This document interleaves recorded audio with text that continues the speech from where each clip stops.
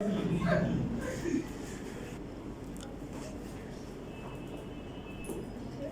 बच्चों, आज we are going to start our new chapter. Chapter name is biomolecules. अच्छा, introduction तो देना पड़ता है. इन्हें क्या पता आज ही शूट हो रही है, कल शूट हो रही है. क्या पर ध्यान देना. आज हम क्या पढ़ेंगे? बायोमोलिक्यूल्स. हाँ, नया दिन नई शुरुआत. सुबह के 7 बज रहे हैं. यहाँ ध्यान देना. चैप्टर क्या है? बायोमोलिक्यूल्स.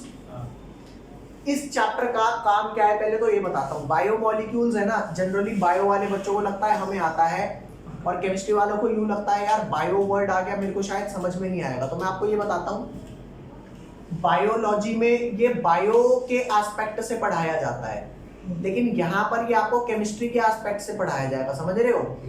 तो बायोमोलिक्यूल का मतलब है हमारी बॉडी में या जितनी भी लिविंग सिस्टम्स होते हैं उनके अंदर जो बायोलॉजिकल रिएक्शन हो रही होती है ना, तो वो रिएक्शन कैसे होती है, उन मॉलिक्यूल का स्ट्रक्चर क्या होता है. जैसे मान लो हम बीमार पड़ गए तो दवाइयाँ वगैरह चाहिए, है ना. अब वो दवाई जाके अंदर कुछ तो करती होगी कि हम ठीक हो जाते हैं, या गलत दवाई लेने पर खराब हो जाते हैं. समझ रहे हो बात को? तो हमारी बॉडी में जो मॉलिक्यूल्स होते हैं वो आकर के कैसे एक्ट करते हैं, या हम बीमार होते हैं तो उनमें क्या चेंजेस हो जाते हैं, ये सारा एस्पेक्ट कहाँ आता है? ये सारा डिटेलिंग पढ़ी जाती है बायोकेमिस्ट्री में. क्या? बायोलॉजी के एस्पेक्ट में केमिस्ट्री जब पढ़ी जाती है तो उसे बायोकेमिस्ट्री बोलते हैं. तो बायोकेमिस्ट्री में एक चैप्टर हमारा होता है बायोमोलिक्यूल्स. हमारे को बायोमोलिक्यूल्स कौन कौन से पढ़ने हैं? पहला पढ़ना है कार्बोहाइड्रेट. कार्बोहाइड्रेट यूनिट सबसे बड़ी है. उसके बाद हम पढ़ेंगे प्रोटीन, फिर हम पढ़ेंगे विटामिन्स, फिर हम पढ़ेंगे न्यूक्लिक एसिड. ये 4 हम पढ़ेंगे. सबसे ज्यादा बड़ी कार्बोहाइड्रेट, फिर प्रोटीन छोटा है उससे, फिर विटामिन छोटा है उससे, और न्यूक्लिक एसिड बराबर है जितना विटामिन है. तो यहां पर लिखते हैं वी हैव टू स्टडी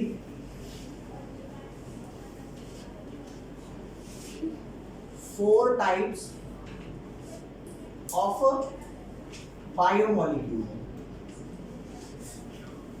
मतलब जिसे हम कहते हैं कि थोड़ी मेजर क्लासिफिकेशन कौन कौन सी पढ़नी है. भाई ऑब्वियस सी बात है, कार्बोहाइड्रेट भी बहुत टाइप के होते हैं, विटामिन भी बहुत टाइप के होते हैं, प्रोटीन भी होते हैं, लेकिन मेजर क्लासिफिकेशन क्या है? सबसे पहले सबसे बड़ी यूनिट आती है आपकी कार्बोहाइड्रेट. कार्बोहाइड्रेट. सेकंड आता है प्रोटीन्स. थर्ड आता है विटामिन्स. और चौथा क्या आता है? Nucleic acid. न्यूक्लिक एसिड की स्पेलिंग यही है, वैसे तो यही होती है, नहीं भी हुई तो कोई दिक्कत नहीं. Nucleic acid. ठीक है भैया. तो अभी हम सबसे पहले चालू करते हैं कार्बोहाइड्रेट्स. नाम कहाँ से आया? ठीक है. क्या विटामिन्स में ई नहीं आता? चेक कर ले एक बार. विटामिन्स होता है. ठीक है, मैं आपको बताऊंगा क्यों मैंने ई लगाया था. तो भाई यहां ध्यान देना कि ये जो कार्बोहाइड्रेट्स आपकी सबसे पहली यूनिट है, इसे कार्बोहाइड्रेट बोलते क्यों है? हमको ऐसा लगा कि कार्बोहाइड्रेट के जितने कंपाउंड होते हैं ना, ये कार्बन के हाइड्रेट्स होते हैं. कार्बन के क्या? हाइड्रेट्स.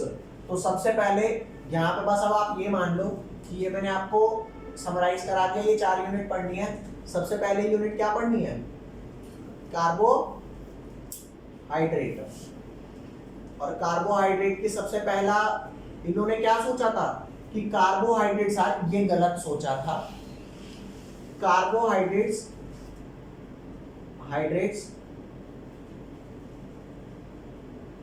were assumed की स्पेलिंग में डबल एस आएगा. yes. were assumed to be hydrates of क्या? कार्बन. उन्होंने कहा CH और H2O जितने भी हो Y. ये क्या हो गया? CH2O Y. Is that clear? अब कार्बोहाइड्रेट सिर्फ हाइड्रेट्स ऑफ कार्बन नहीं होता, यहां ध्यान दो. होता नहीं है, पहले ऐसा इन्होंने सोचा.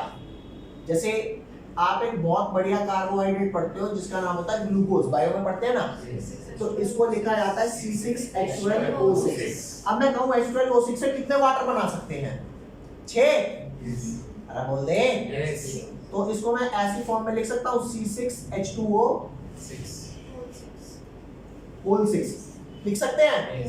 तो क्या बन गया ये? कार्बोहाइड्रेट। अच्छा, जरूरी नहीं है कि जितने कार्बन हो उतने ही ये हो, कम ज्यादा भी हो सकते हैं, समझ रहे हो बात को। लेकिन बाद में ये पता लगा कि कार्बोहाइड्रेट्स का बिहेवियर थोड़ा अलग होता है और सारे कार्बोहाइड्रेट हाइड्रेट्स ऑफ कार्बन मतलब इस फॉर्मूले में फिट नहीं बैठते। जैसे यहाँ पे आपको किताब में एक एग्जांपल दिया है, क्या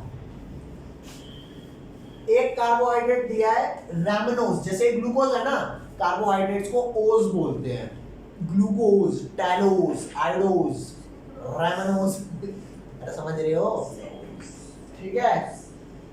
तो एक और एग्जांपल क्या है, RHAMNOSE, रैमनोज, इसका फॉर्मूला है C6H12O5। क्या हम इसे CXH2O होल Y में कन्वर्ट कर सकते हैं? 6 कार्बन तो आप लिख दोगे, लेकिन क्या H2O बन पाएंगे पूरे? नहीं लिख पा रहे ना। तो ये कार्बोहाइड्रेट तो है लेकिन इस फॉर्मूले में फिट नहीं हो रहा। और कुछ मॉलिक्यूल ऐसे थे जो इस फॉर्मूले में फिट हो जाते थे लेकिन वो कार्बोहाइड्रेट तो थे नहीं। ठीक है भैया, तो यहाँ ध्यान देना। जैसे आपने एक एग्जांपल लिखा है CH3COOH, ये क्या होता है? Ethanoic acid. अरे बोलो, इथेनोइक एसिड को अगर मैं लिखूं तो क्या यूं लिख सकता हूं C2H4O2। तो क्या ये ऐसे आ सकता है C2H2O होल? अरे बोलते भाई, यस, फिट हो रहा है ना कार्बोहाइड्रेट के फॉर्मूले में, लेकिन this is not a carbohydrate. समझ रहे हो? इसे फटाफट जल्दी लिखो। अब बताता हूं कार्बोहाइड्रेट होते क्या है। अब आपको ये बताता हूं कार्बोहाइड्रेट एक्चुअल में क्या होते हैं। आप बच्चों ने ऑप्टिकल एक्टिव कंपाउंड पढ़े हैं? ऑप्टिकल एक्टिव कंपाउंड वो होते हैं जो प्लेन पोलराइज्ड लाइट को या तो राइट में या लेफ्ट में, और जो ऑप्टिकल एक्टिव नहीं होते उन पे प्लेन पोलराइज्ड लाइट का कोई असर नहीं होता। अरे समझ रहे हो? जैसे अनपढ़ लोगों पे उनके लिए काले अक्षर क्या है? भैंस बराबर ही है। समझ रहे हो बात को? तो उनको क्या समझ में आएगा क्या लिखा है क्या नहीं लिखा? वो समझेगा ना जो पढ़ा लिखा है। तुम्हारी बात नहीं कर रहा। हाँ, तुम प्योरली बहस नहीं हो, लेकिन तो मेरी बात सुनना। बात सिंपल सी इतनी है कि कार्बोहाइड्रेट्स ऑप्टिकल एक्टिव कंपाउंड होते हैं। अब ऑप्टिकल एक्टिव होते हैं, ये उनका पहला एस्पेक्ट है। दूसरा एस्पेक्ट ये है, या तो वो एल्डिहाइड्स होंगे या तो वो, हाँ, और एल्डिहाइड की प्रेजेंस में अगर अल्कोहल ग्रुप लगा होता है तो उसे क्या बोलते हैं? हाइड्रोक्सी। अरे नहीं पता क्या? एल्डिहाइड की प्रेजेंस में या कीटोन की प्रेजेंस में अगर OH लगा होता है तो OH मेन ग्रुप नहीं होता, एल्डिहाइड या कीटोन होते हैं। तो एल्डिहाइड या कीटोन की प्रेजेंस में अल्कोहल को बोलते हैं हाइड्रोक्सी। तो इस मॉलिक्यूल पे एक OH नहीं लगा होता, 2 3 4 5 OH लगे होते हैं, तो हम इसे बोलते हैं पॉलीहाइड्रोक्सी एल्डिहाइड या पॉलीहाइड्रोक्सी।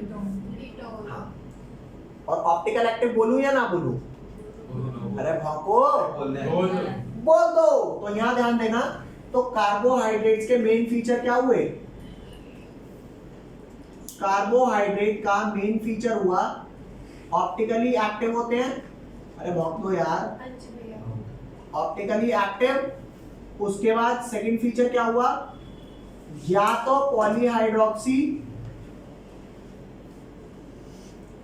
एल्डिहाइड्स होंगे या फिर पॉलीहाइड्रोक्सी कीटोन होंगे। समझ गए?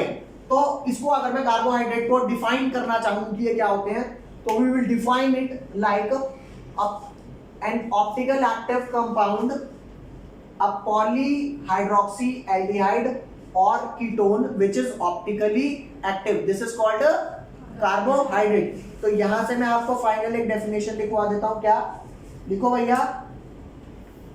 कि the carbohydrates may be defined as, क्या लिखोगे? यहां पे इसकी डेफिनेशन है, the carbohydrates may be defined as क्या भाई? may be defined as optically active polyhydroxy optically active polyhydroxy aldehydes और कीटोन्स। और एक बात और है जो समझाऊंगा, और दी कंपाउंड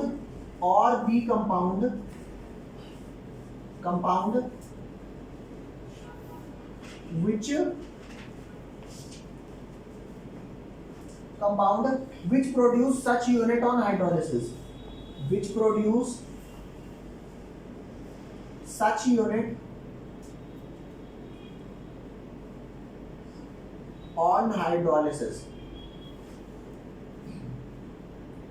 देखो आपको ये बात तो समझ में आ गई होगी कि carbohydrate optical active polyhydroxy aldehyde या कीटोन होते हैं, लेकिन आपको ये नहीं समझ आया which produce such unit on hydrolysis. इसका क्या मतलब है, मैं आपको ये बताता हूं।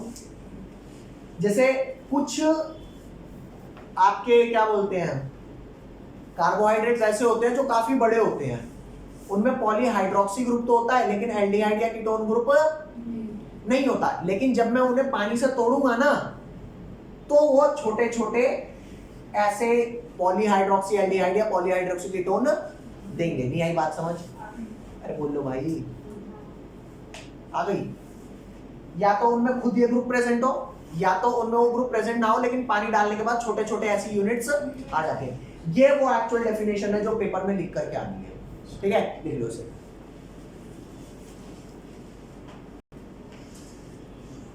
नेक्स्ट वर्ड, जैसे आपने कार्बोहाइड्रेट देखा, अब आपको एग्जांपल बता रहा हूं कार्बोहाइड्रेट का। Example of carbohydrate. अब मैं पूरा कार्बो नहीं लिखूंगा, यहाँ पे कार्बोहाइड्रेट बस समझ जाओ कि कार्बोहाइड्रेट लिख रहा है। सबसे पहला एग्जांपल कार्बोहाइड्रेट का एक तो ग्लूकोज हो गया, ठीक है, और एक और एग्जांपल है सुक्रोज। सुक्रोज जो हमारे घर में चीनी यूज होती है, ये होता है C12H22O11। किसी बच्चे को अगर ये याद ना होता तो ये याद करने का तरीका बता रहा हूँ। ग्लूकोज का फॉर्मूला याद है सबको? क्या होता है? C6H12O6। तो C6H12O6 को मल्टीप्लाई बाय 2 कर दो, अरे बाबे क्या मिलेगा? C12H24O12 और माइनस कर दे वाटर, तो H2 माइनस करते 2H गए, 22 हो गया, 1 हो गया, 11 हो गया। अरे बहुत तो भाई ये समझ आ गया? तो कुल मिला के बात कुछ इतनी है कि ग्लूकोज का डबल करके माइनस वाटर कर दो, क्या आ गया? सुक्रोज। ठीक है, ये याद करने का तरीका है। और एक और चीज याद रखना, carbohydrates are also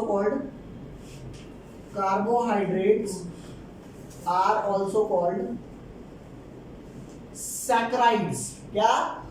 saccharides. Saccharides का स्पेलिंग देखो, SACCHARIDES, सैकराइड्स।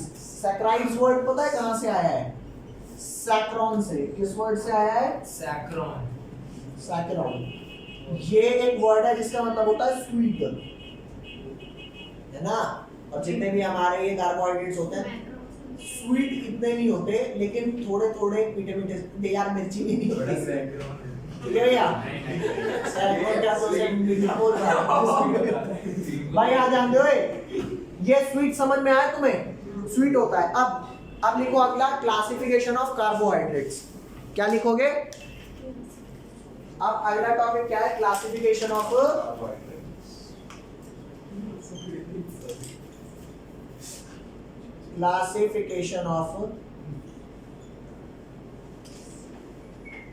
कार्बोहाइड्रेट्स।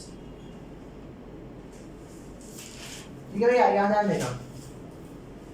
सबसे पहला लिखो मोनोसैकराइड। मोनोसैकराइड्स। भैया आपको एक बात बोलूं, अगर तुम मोनोसैकराइड की स्पेलिंग में कुछ भी गलत कर देगा ना तो टीचर नंबर काट लेगा, अगर देख लिया तो स्पेलिंग याद रखना, ठीक है? मैं तो इसे सैकराइड नहीं सैकराइड बोलता हूं, कैसे याद रखोगे? जैसे हम जैसे लोगों को तो वैसे भी स्पेलिंग नहीं याद होती। सच्चा राइट सच्चा है। ठीक है, तो मोनोसैकेराइड बोलना नहीं वैसे ऐसा किसी के आगे। तो मोनोसैकेराइड का ये मतलब होता है कि स्मॉलेस्ट शुगर है ये, अरे मतलब स्मॉलेस्ट आपका कार्बोहाइड्रेट है, ये टूटेगा नहीं और पानी डालने पे। जैसे मैंने आपको बताया ना, थोड़े बड़े आपके कार्बोहाइड्रेट होते हैं वो पानी डालने पे छोटी छोटी यूनिट्स में, सच यूनिट्स में टूट जाते हैं। मोनो का मतलब ये है, ये अकेला है भाई, अभी और नहीं टूटेगा। जैसे हम इंडिविजुअल बोलते हैं ना, ये नहीं है कि ऐसे हर टूट के चला गया बात नहीं मान रहा मेरी, ऐसा नहीं होता भाई।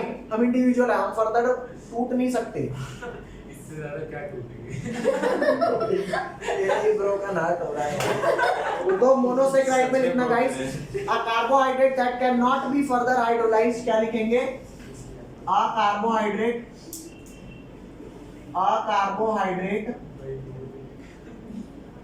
that cannot be further hydrolyzed,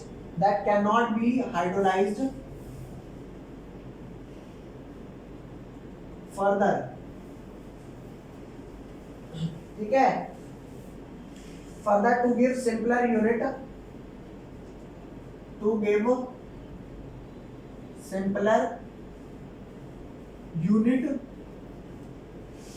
of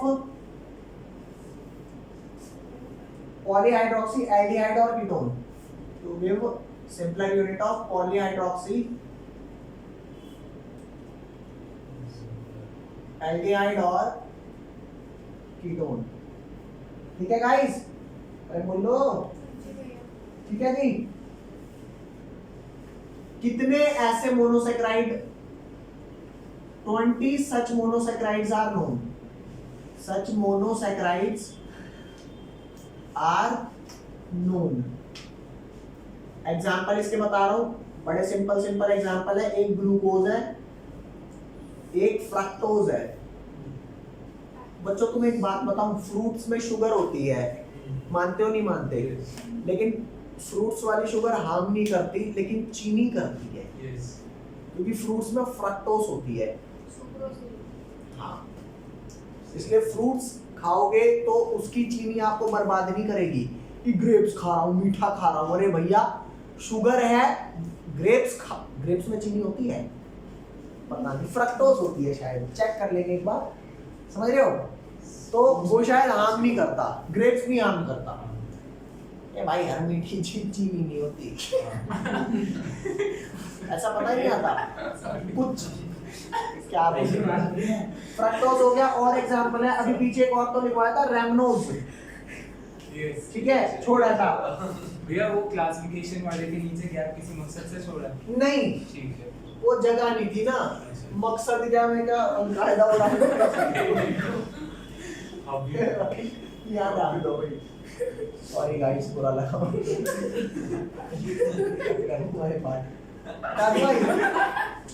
next, ऑलिगोसैकेराइड।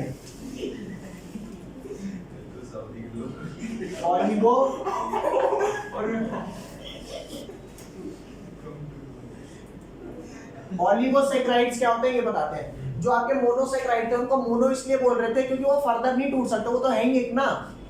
Oligo में क्या होता है, जैसे मान लो दो मोनोसैकेराइड अगर जुड़ गए तो उसे क्या बोलेंगे? डाइसैकेराइड। डाई तीन जुड़ गए छोटे छोटे मोनोसैकेराइड। हाँ, तो ऐसे 2 से लेकर 10 यूनिट तक वालों को क्या बोलते हैं? ऑलिगो। ऑलिगो का मतलब क्या होता है? अरे भाको, फ्यू यूनिट्स जिनमें जुड़ी हो, और 10 से ज्यादा वालों को पॉलीसैकेराइड्स।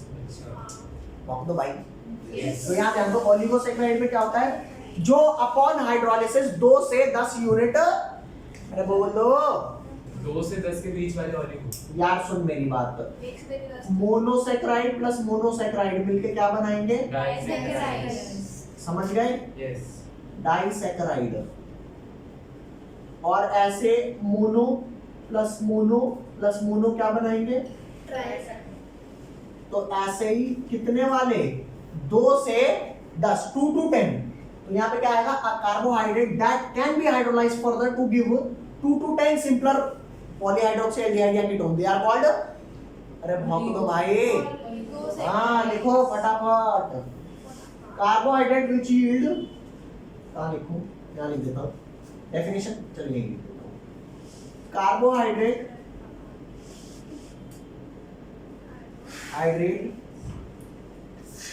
which yield, क्या yield कर रहा है guys, which yield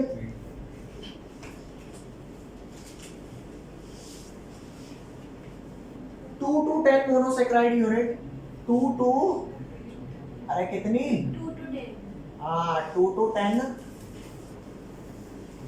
monosaccharide units. अब आपको ये नहीं लिखना 2 to 10 पॉलीहाइड्रोक्सी एल्डिहाइड और कीटोन, इनको तो बोलते हैं ना मोनोसेक्राइड, डायरेक्ट मोनोसेक्राइड वर्ड लिख दे। मोनोसेक्राइड्स, ठीक है जी।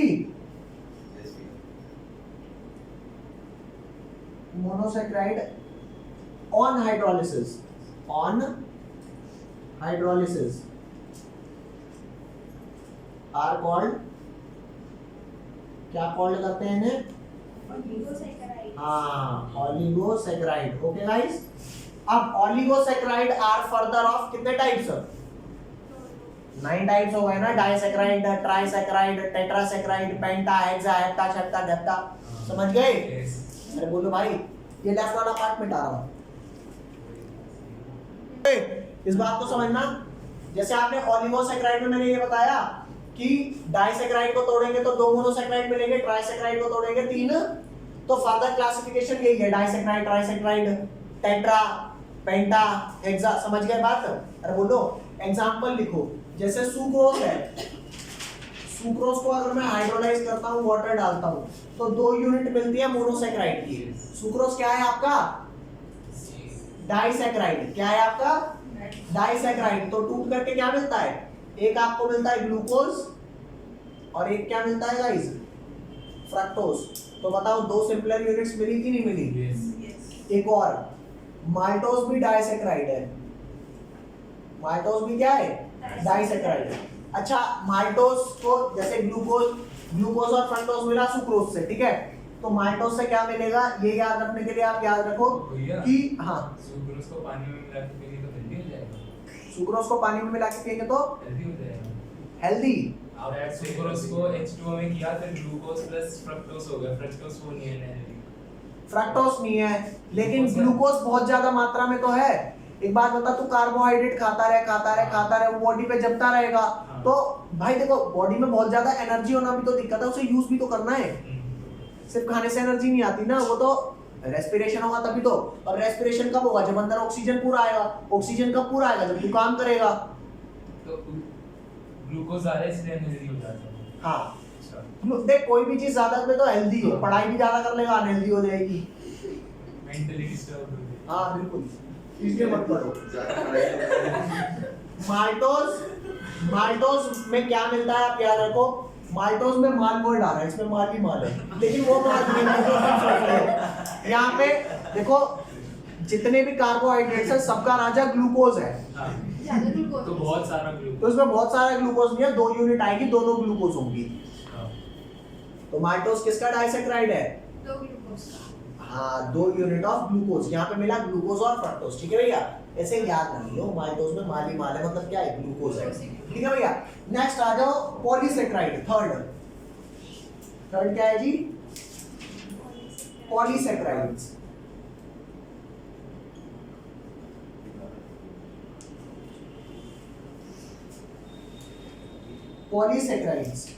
पॉलीसेक्राइड्स क्या होता है, which yield large number of, मतलब 10 से भी ज्यादा, समझ रहे हो? जैसे स्टार्च में 2 या 4 या 5 ग्लूकोज नहीं छूटते, भाई साहब निकल गए 5-10 हजार ग्लूकोज, ओहो एक स्टार्च को तोड़ने पे, समझ रहे हो? तो लिखना है यहाँ पर, डेफिनेशन चिपका दोगे, देख वही वाली डेफिनेशन चिप रहा हूं, लेकिन वहां तो दिखी नहीं रही ना। कार्बोहाइड्रेट which क्या, which yield large number of लिख ही ले भैंस की पूछ कहेंगे क्या लाइन बीच में चला गया which yield large number of monosaccharides ठीक है गाइस एग्जांपल क्या है स्टार्च ठीक है भैया स्टार्च होता है एक और होता है ग्लाइकोजन भैया हाँ और हाइड्रोलिसिस आएगा हाँ ठीक है भैया लिख लो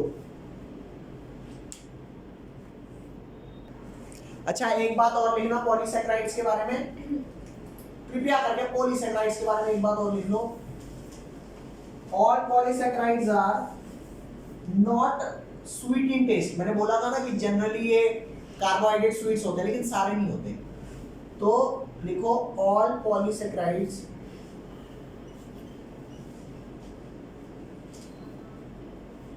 नहीं आप ऑल मत लिखो वरना आएगा कुछ होते हैं आप लिखो सिर्फ polysaccharides are not sweet in taste ठीक है that's why they are called that's why क्या बोलते हैं गाइस इन्हें that's why they are called sweet मीठा called non-sugar. Yes, sucrose, maltose, polymer में डाल देंगे. हाँ बिल्कुल लिखो अगला लिखो भाई अच्छा कार्बोहाइड्रेट्स को ना रिड्यूसिंग और नॉन रिड्यूसिंग शुगर आपको रिडक्शन और ऑक्सीडेशन तो पता है ना तो जो चीज खुद ऑक्सीडाइज होती है वो औरों को क्या करती है रिड्यूस ठीक है तो कार्बोहाइड्रेट एक ऐसा ऑक्सीडाइजिंग एजेंट है जो अगर कार्बोहाइड्रेट उसे रिड्यूस कर दे और खुद ऑक्सीडाइज हो जाए तो मैं कहूंगा वाह वाह तूने तो उसे रिड्यूस कर दिया यही बात समझ ऑक्सीडाइजिंग एजेंट क्या करता है खुद रिड्यूस हो जाता है और औरों को क्या करता है ऑक्सीडाइज तो कार्बोहाइड्रेट ऑक्सीडाइज होते हैं किससे उन ऑक्सीडाइजिंग एजेंट से तो कार्बोहाइड्रेट अगर खुद उनसे ऑक्सीडाइज हो रहा है तो उन्हें क्या कर रहा है तो उनके लिए ये कैसा बिहेव कर रहा है रिड्यूसिंग कैसा बिहेव कर रहा है Reducing. हाँ तो जो कार्बोहाइड्रेट्स रिड्यूस कर देते हैं उनको उन्हें बोलते हैं रिड्यूसिंग शुगर जो नहीं करते उन्हें ऑक्सीडाइज. अरे नॉन रिड्यूसिंग ऐसा नहीं है उन्हें मतलब तुम ऑक्सीडाइजिंग एजेंट को ही ऑक्सीडाइज कर दोगे अरे बोलो यही बात समझ Yes. तो यहाँ ध्यान देना कि carbohydrates may also be classified as carbohydrates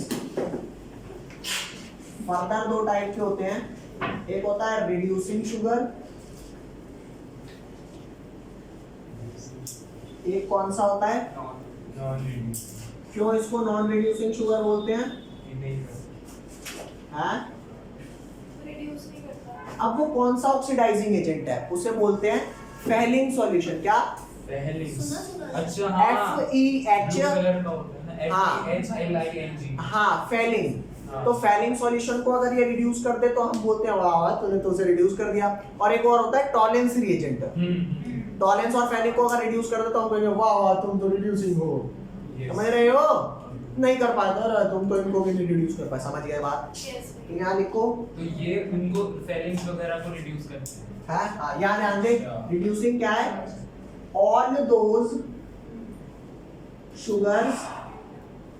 all those sugars which reduce Fehling solution and tolerance reagent which reduce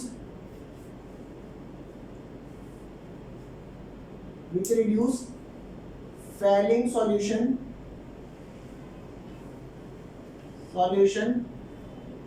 and tolerance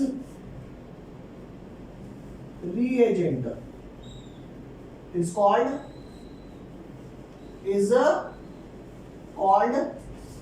क्या reducing sugar okay और यहाँ पर क्या आएगा all those sugar which do not reduce Fehling solution and tolerance reagent is called non reducing sugar guys समझ में आ रहा है कि नहीं आ रहा बच्चों देखो, मैं तुम्हारे को एक छोटी सी बात बताता हूँ। जो चैप्टर पढ़ने में बोरिंग लगता है ना, वो बोरिंग इसलिए लगता है क्योंकि उसमें समझने का ज्यादा कुछ नहीं है, तो भाई रट लेना। Thank you. है ना, कितनी बढ़िया बात बता दी भाई, रट लो यार, इससे कल यही सब पूछूंगा।